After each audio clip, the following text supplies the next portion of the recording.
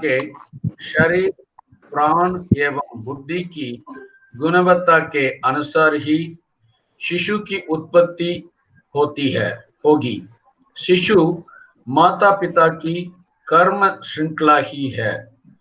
सुयोग्य शिशु प्राप्ति के लिए माता पिता अपने तन, प्राण एवं बुद्धि को समुचित ढंग से भरण पोषण करें। ध्यान, व्यायाम, अन्वेषण से अपने आप को श्रेष्ठ बना लेना है। अमावस्या, पूर्णिमा के दिन नशीली वस्तुओं के सेवन की दशा में और दोनों में कोई चिंतित या पीड़ित होने की अवस्था में यदि गर्भधारण हो जाता है तो वो शिशु शारीरिक, बौद्धिक दृष्टि से हानिकारक होगा। इसके अलावा गर्भकाल में माता पिता के मन को उत्साहमय बनाने का दायित्व संबंधित परिवारजनों का होता है। उक्त सचेतावस्था में जनित होने वाला शिशु शारीरिक, बौद्धिक दृष्टि से समृद्ध होकर परिवार एवं समुदाय के लिए हितकारी अक्षय महानिधि साबित होगा। शिशु के जन्म के बाद भी उसके पालन पोषण में अत्यधिक सावधानी बरतनी है। स्वयं माता पिता अपने बच्चों के सामने उन वर्जित कार्यों को न करें जिनसे वे अपने बच्चों को बचाना चाहते हैं।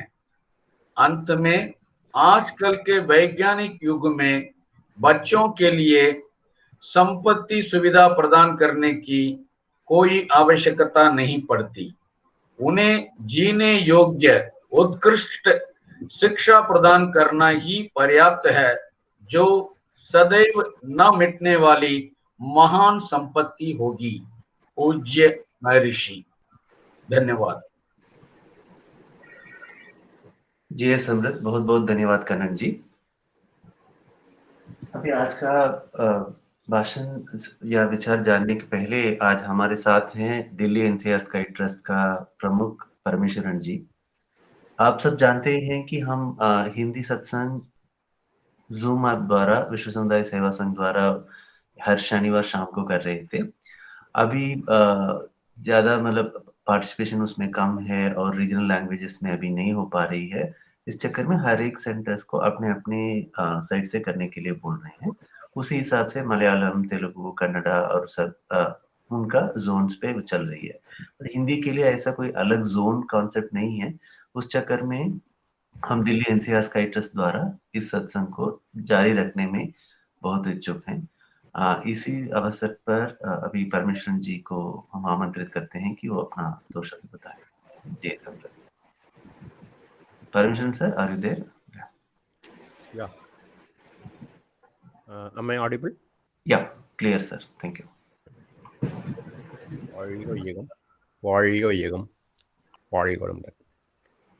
May the whole world enjoy prosperity, happiness, and peace.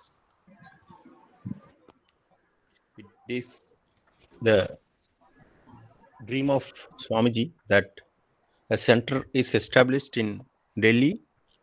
From there, it is spreading globally to reach more and more people all across the world in order to help the people in the path of spiritual realization, and then world peace blossoms the way he was visualizing. And it is the time now we all could gather, make a good team united to establish a temple of consciousness, Delhi Gyan Mandir, and it is the need of the hour. Every one of us know that there's no shortage in any material commodities or anything, but it is the lack of knowledge, lack of wisdom, lack of true knowledge on the divinity, its cause and effect system. So it is the need of the hour that the people are getting the right knowledge, which is offered in the name of Sky Yoga or Manavalakala Yoga. So I thank Naresh ji and the team for starting the session, and I wish the team to this will progress and many people to get benefited by this satsang. I wish the endeavor to progress and many people are getting benefited. வாழ்க வையகம், வாழ்க வளமுடன். Thanks, Naresh. धन्यवाद जी, thanks very much. Swami ji के वेदांतरियम के सिद्धांतों में आगे बढ़ते हैं। सामंजस्य पूर्ण संबंध, ये एक बहुत ही जरूरी तत्व है जो सब लोग जानना है। आज हम विचार विमर्श के लिए उसी को ले लेते हैं। महात्मा गांधी ने एक बार कहा था, अपने आप में परिपूर्णता की तरह अंत निर्भरता भी मनुष्य का आदर्श होना चाहिए, क्योंकि मनुष्य सामाजिक प्राणी है। सामंजस्यपूर्ण संबंध हम सबके लिए अमूल्य होते हैं। मित्रता भी किसी खजाने से कम नहीं होगा, जो हर दुख दर्द, मुसीबत, पीड़ा सबको आनंद में बदल देती है।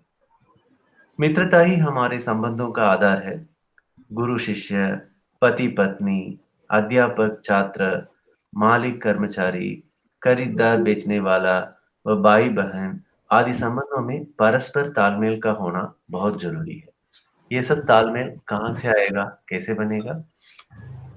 एक इंद्रिय वाले प्रजाति से लेकर 6 इंद्रियों वाले मानव जाति तक असंख्य जीव पैदा होते हैं, जीते हैं, मरते हैं।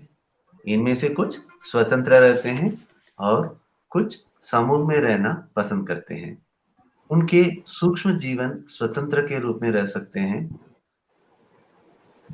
अनेक जीवन ऐसा रह सकते हैं, कई नहीं रह सकते हैं। जब तक स्तनधारी प्राणी अक्सर में समूह में रहते हैं, मैमल्स। समूह में रहने वाले प्राणी परस्पर सहयोग से एक दूसरे की जरूरतें पूरी कर सकते हैं। मनुष्य भी समूह में रहना पसंद करता है, इसलिए उसे सामाजिक प्राणी कहते हैं। मनुष्य एक असाधारण प्रजाति है, जिसमें बुद्धिमत्ता पाई जाती है। वो जीवन में आनंद व सुख सुविधाएं पाने व कष्ट दूर करने के लिए प्राकृतिक संसाधनों को लाभदायक वस्तुओं में बदल सकता है। परंतु इस प्रकार की विविध वस्तुओं को उत्पादन करने के लिए पूरे समाज का उसका जरूरत पड़ती है, और पूरी समाज इसमें श्रम और आवश्यकता के साथ जुड़ना बहुत जरूरी है। चाहे वो उसके जीवन का पहला चरण हो अथवा आखिरी चरण हो, समाज की मदद के बिना मनुष्य का जीना असंभव है। मनुष्य द्वारा प्रयोग में लाई जाने वाली वस्तुओं की संख्या असंख्य है। उनको समाज के अलग-अलग लोगों द्वारा उपयुक्त स्थानों पर बनाया जाता है। इसी परस्पर निर्भरता के कारण हमें समाज में तालमेल मुक्त संबंध बनाने पड़ते हैं। हमें किसी से वैर, घृणा, द्वेष नहीं रखना चाहिए।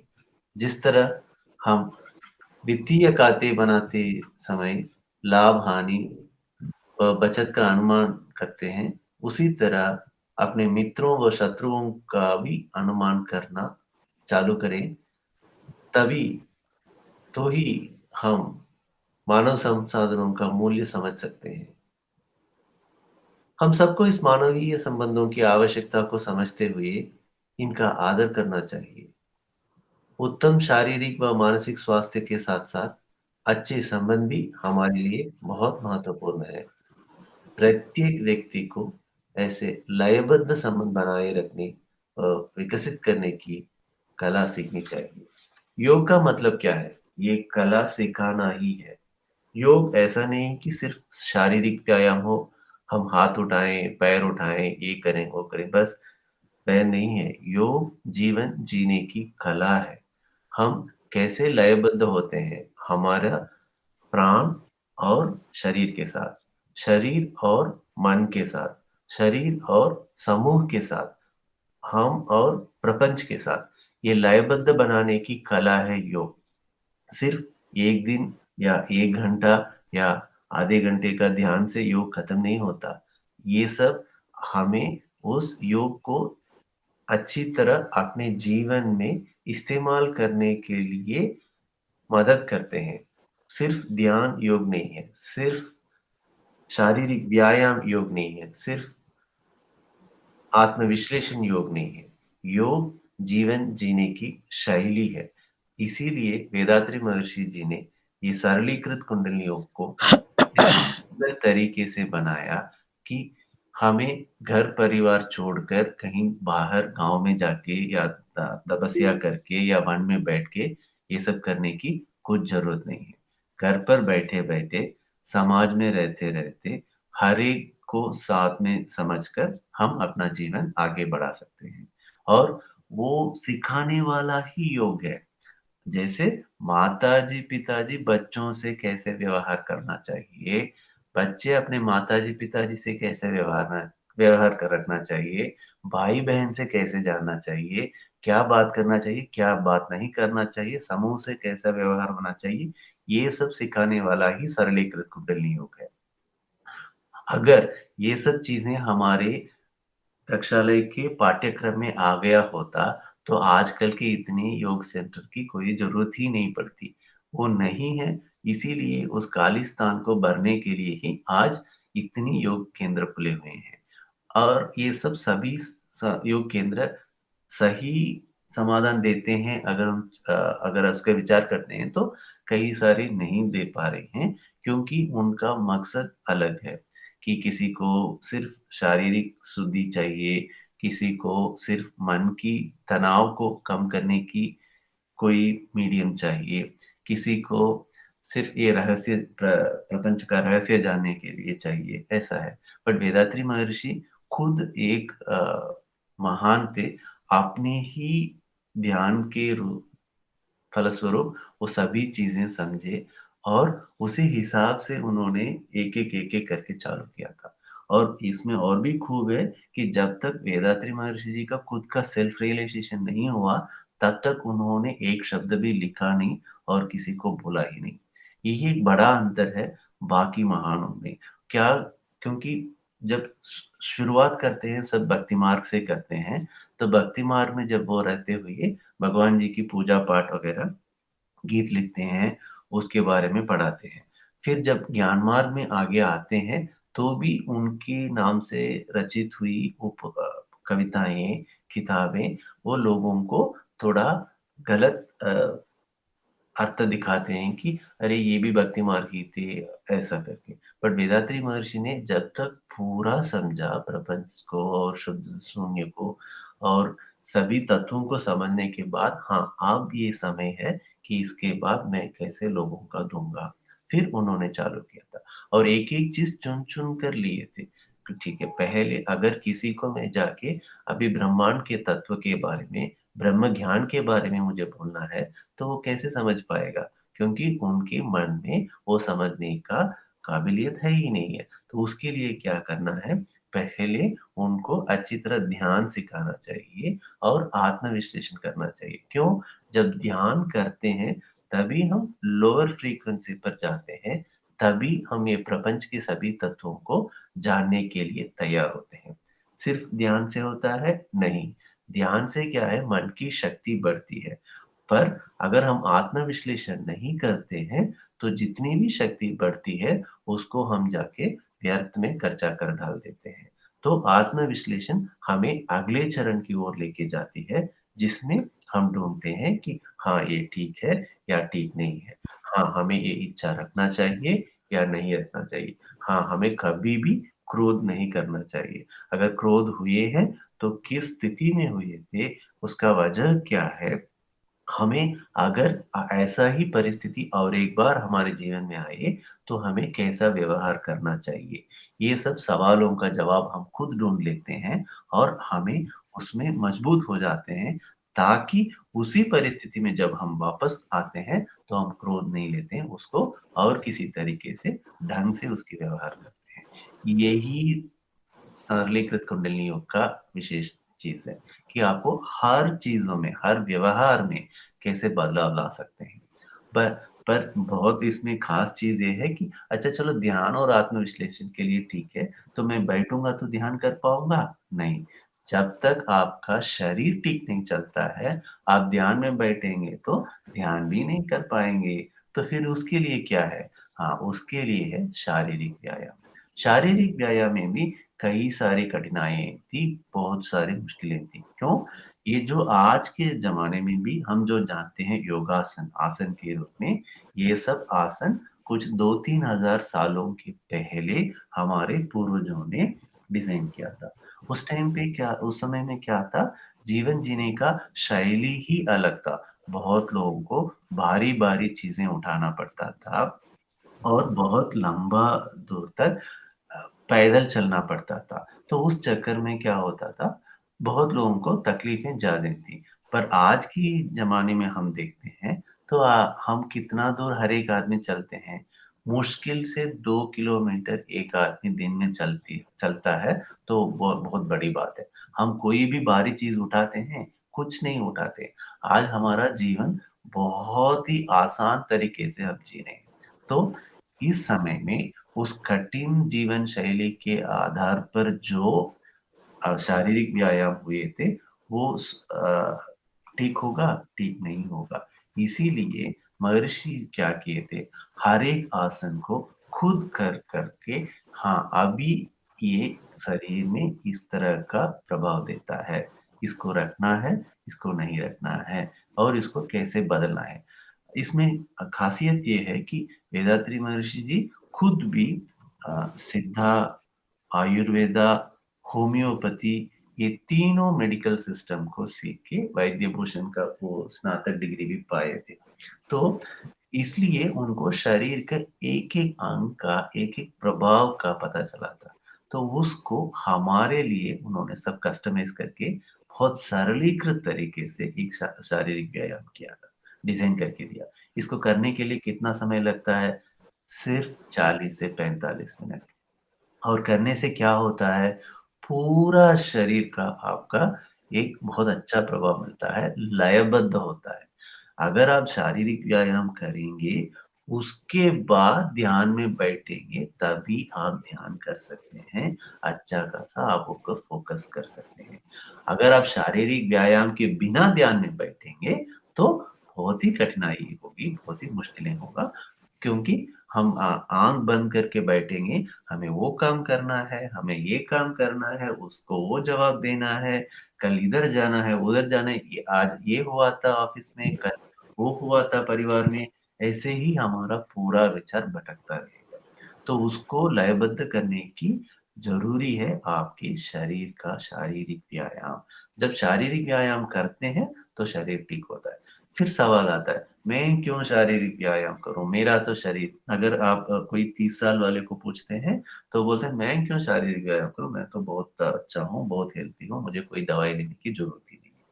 आप 60 साल वाले को पूछते हैं, बोलते हैं, "नहीं, अभी तो मेरा शरीर इतना उजरा हुआ है कि मैं अभी कोई व्यायाम नहीं कर पाऊँगा, क्योंकि हाथ ही मैं नहीं उठा नहीं पा रहा हूँ, पैर को मैं ऐसे-ऐसे घुमा नहीं सकता हूँ।" यही हमें हमेशा सुनने के लिए आता है। बट आप सोचिएगा, एक बार स्वामी जी की सरलीकृत व्यायाम करके देखिए, क्योंकि ये व्यायाम ऐसा नहीं कि आसन की तरह बहुत कठिन है, नहीं, बहुत साधारण तरीके से, बहुत-बहुत आसान तरीके से बनाया हुआ है।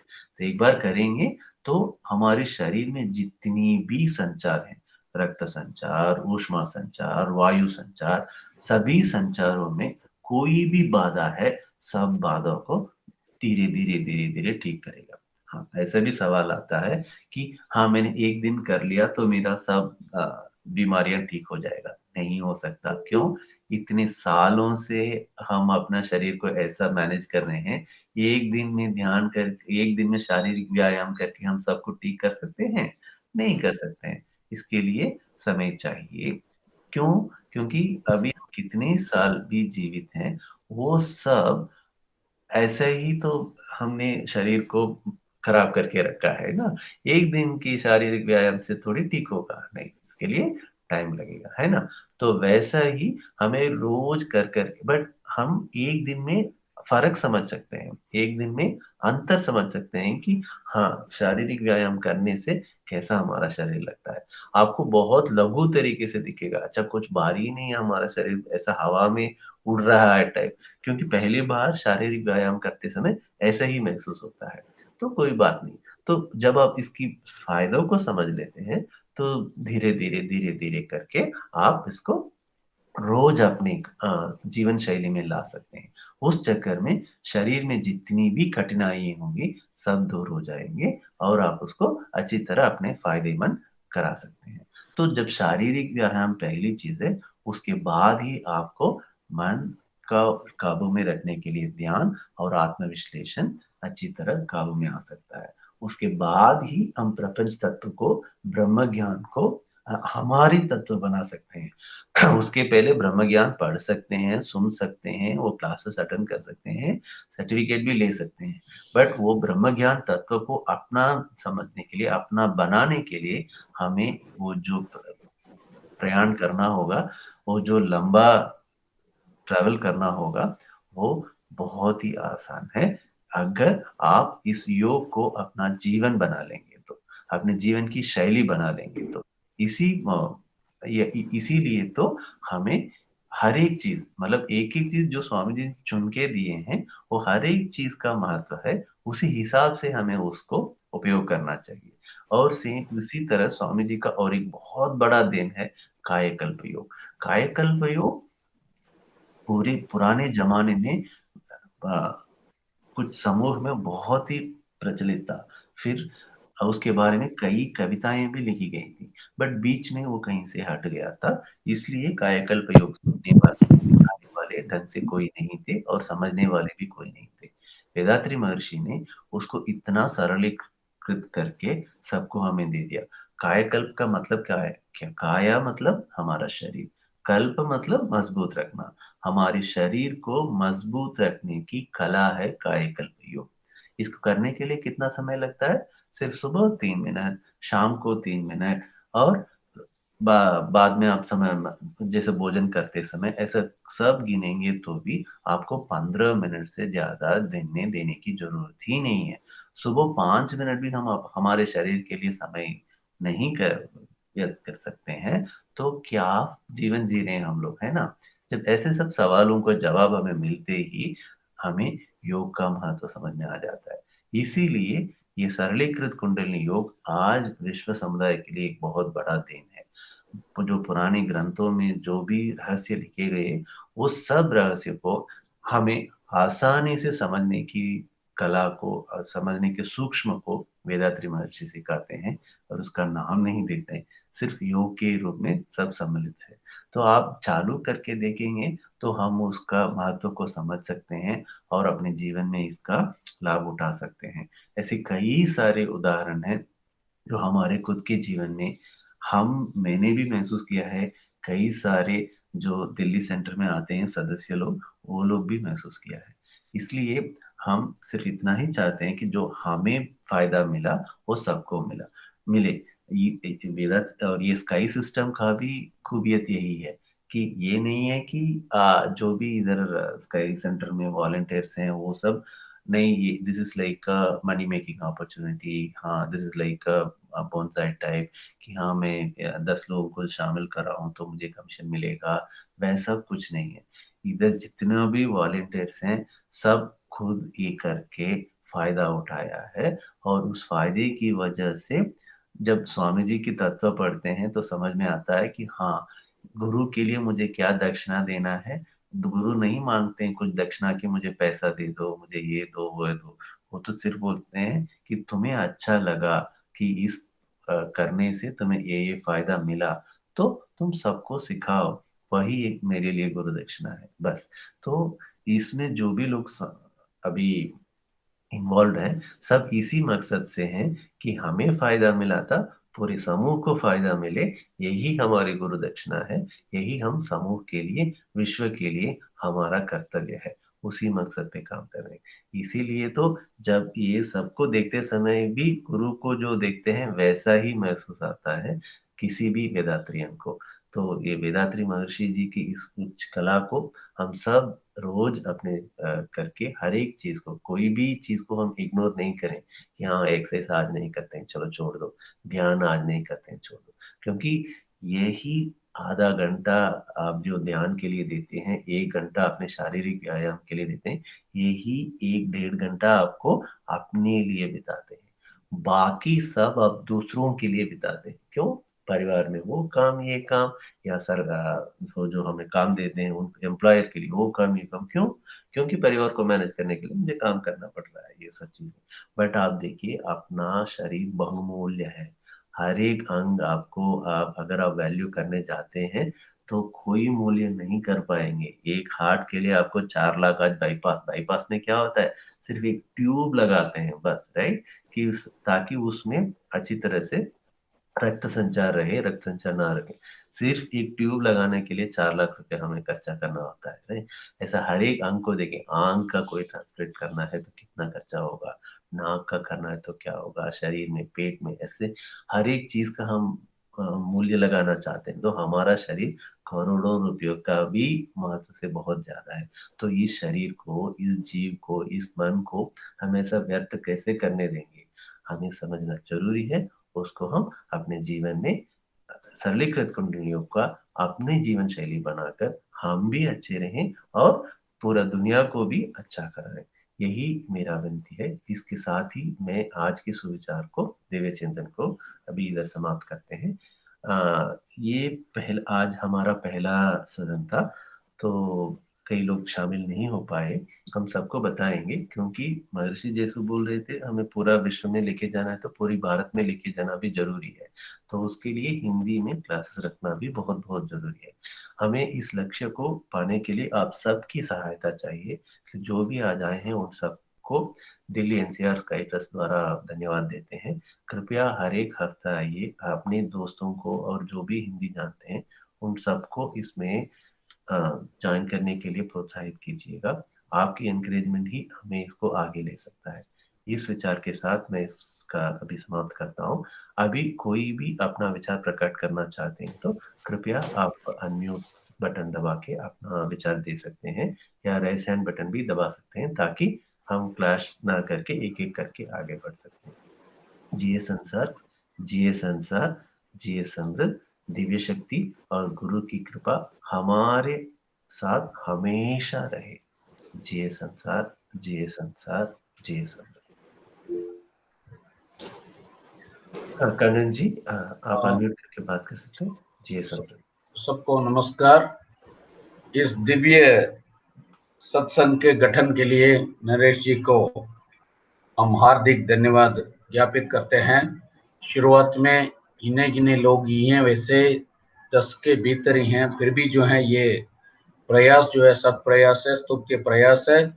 इसको हम आगे जारी रखेंगे कि महर्षि की, पूज्य महर्षि के सद्विचारों को पूरे विश्व में, कम से कम भारत के कोने कोने तक ले जाने का प्रयास में निरंतर रहेंगे।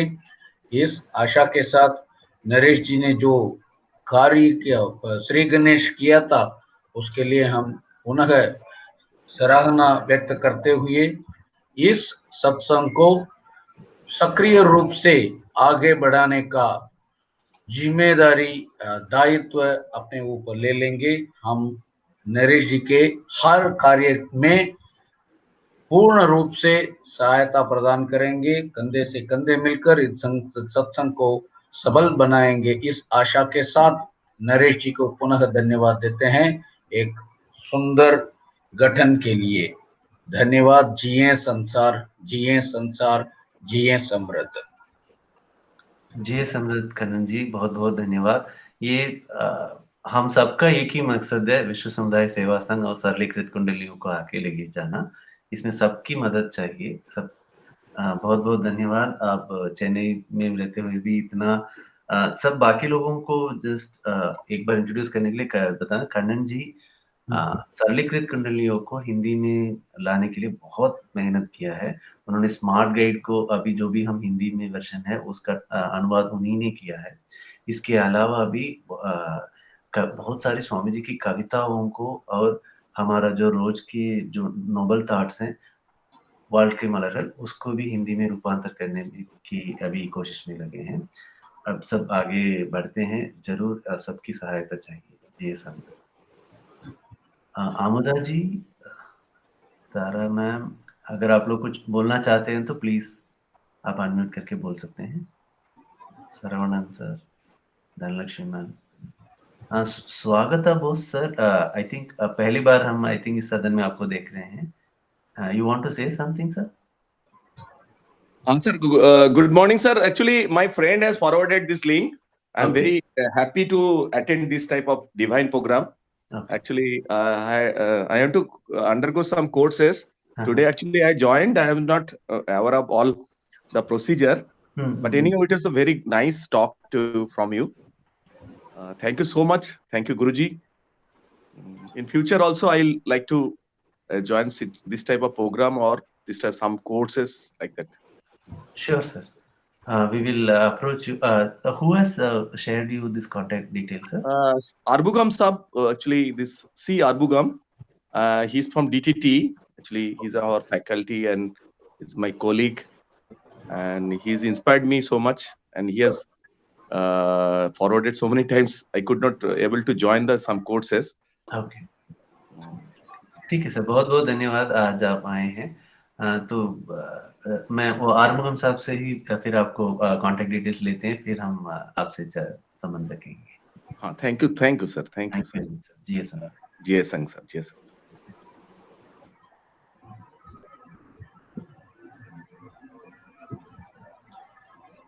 Okay, Tara ma'am, Amuda ji, Sharan ji, Dhanlaxmi ma'am, कोई कुछ अपना व्यूज देना है तो दे सकते हैं, या हम किसी विश्व शांति अभिलाषा करके खत्म कर सकते हैं। रुक्मिणी जी, आप विश्व शांति अभिलाषा गा सकते हैं? हाँ जी, हाँ जी। जिए संसार, जिए संसार, जिए समृद्ध। नरेश जी को धन्यवाद देते हैं। इतना अच्छा सा एक बच्चे को जैसे जिस तरह से समझाते हैं उस तरह मनो समृद्धि कला को अच्छी तरह समझाया। हम लोग आपके साथ हैं, अच्छा सा हम ले जाएंगे गुरु जी के इस तत्व को। तो आज के कार्यक्रम बहुत अच्छा हुआ। ये विश्व कल्याण शुभकामना इस गाने से हम लोग खत्म करते हैं।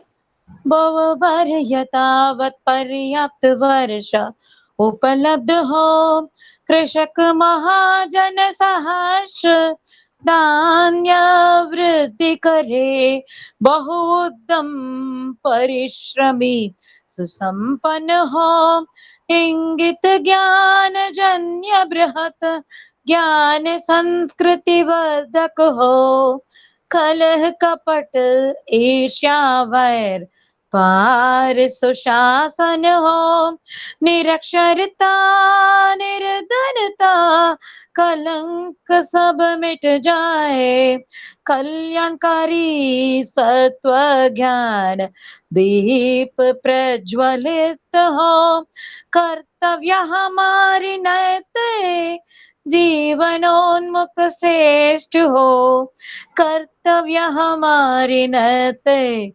जीवनोन्मुख श्रेष्ठ हो, कर्तव्य हमारे नैतिक जीवनोन्मुख श्रेष्ठ हो। जिए संसार, जिए संसार, जिए समृद्ध, शांति शांति शांति। जिए समृद्ध, जिए समृद्ध, पूरे विश्व में सुख समृद्धि और शांति हो, पूरे विश्व में सुख समृद्धि और शांति हो, पूरे विश्व में सुख समृद्धि और शांति हो। आप सबको अगले रविवार सुबह 7 बजे वापस मिलने की आशा रखते हुए सदन को समाप्त करते हैं। बहुत बहुत धन्यवाद। जिए समृद्ध, जिए समृद्ध, जिए समृद्ध। पाठ का जिए समृद्ध, जिए समृद्ध।